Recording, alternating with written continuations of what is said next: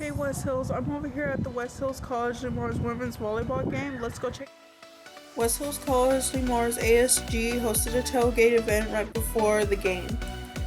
The tailgate contained a lot of activities such as giant Jenga and cornhole.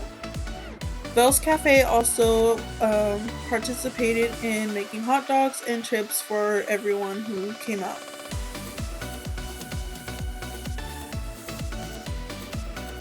During the game, West Hills College Kalinga's women's volleyball team took the lead throughout the game.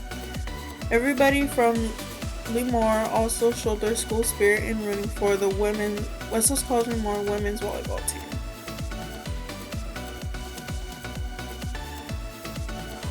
West Hills College Lemore's Spirit Council also came out and did activities with the audience, giving away free t-shirts to whoever got the ball on the target.